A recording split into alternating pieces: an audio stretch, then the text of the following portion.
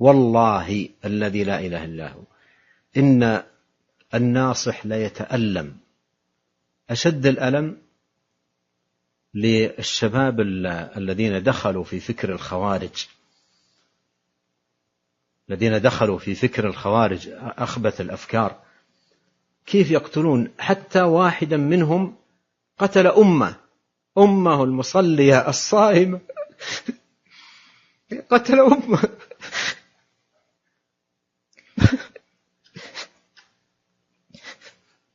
المسلمون في صيام، ثم عند إلى جوار المسجد النبوي يأتي ويفجر في مصلين صائمين، وأعمال من هذا القبيل. كيف يصنع هؤلاء بلا إله إلا الله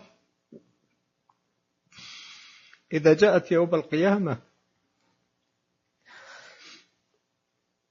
والله من كان له حظ من الإسلام ولو نزرا قليلا ولو قدرا يسيرا فإن دمه محرم ومعصوم، جاءت الشريعة بتحريمه. بل حتى لو لم يكن له في الإسلام إلا قول أسلمت أو لا إله إلا الله فإن له حرمة في دمه، وإن كان صنع قبل ذلك ما صنع. فإذا كان النبي صلى الله عليه وسلم يقول لأسامة في هذا الموقف، يقول له عليه الصلاة والسلام كيف تصنع بلا إله إلا الله إذا جاءت يوم القيامة، فهؤلاء المفتونون أصحاب هذا الفكر الخبيث ماذا يصنع هؤلاء القوم بلا إله إلا الله إذا جاءت يوم القيامة؟ وقد أراقوا من المسلمين بالجملة أعداد. هذه المتفجرات لا تقتل واحد، تقتل عشرات ومئات، بل قتلوهم حتى في المساجد وهم يصلون. ماذا يصنع هؤلاء بلا إله إلا الله إذا جاءت يوم القيامة؟ أقوام جهلوا دين الله وجهلوا شرع الله، وكانوا بمنأى بعيد عن الفقه في دين الله، وفي بعد شديد عن أهل العلم والدراية بشرع الله سبحانه وتعالى، ثم يتجرؤون جرأة عظيمة على دماء المسلمين إراقة لها، بل في المساجد وعند أبواب المساجد، بل إلى قرب مسجد رسول الله صلى الله عليه وسلم. فماذا يصنع هؤلاء البغاة الظالمون المعتدون بلا إله إلا الله إذا جاءت يوم القيامة؟ وهم قتلوا أعدادا من أهل الإسلام، أهل لا إله إلا الله، أهل هذا الدين. قتلوا أناسا نشأوا على دين الله منذ ولدوا في صلاة وصيام وعبادة لله سبحانه وتعالى.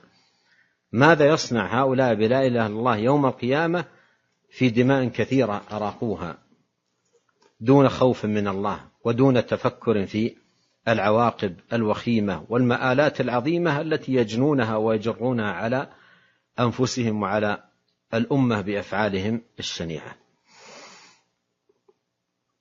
أختم بكلمة لعبد الله بن عمر رضي الله عنهما. كتب له رجل اكتب لي بالعلم كله، اكتب لي بالعلم كله. هذا السؤال، هذا المطلوب الذي كتب لابن عمر. كلمة تأتي لعالم اكتب لي بالعلم كله، كيف تكتب هذه؟ نعم، كيف تكتب اكتب لي بالعلم كله؟ ممكن يأخذ بيده ويدخله في المكتبة هنا، لو كان السؤال في الحرم يدخله في مكتبة الحرم يقول هذا العلم في الكتب، العلم كله. لكن لخص له العلم في 3 كلمات هي من أدق ما يكون وأهم ما يكون. انظر فقه الصحابة.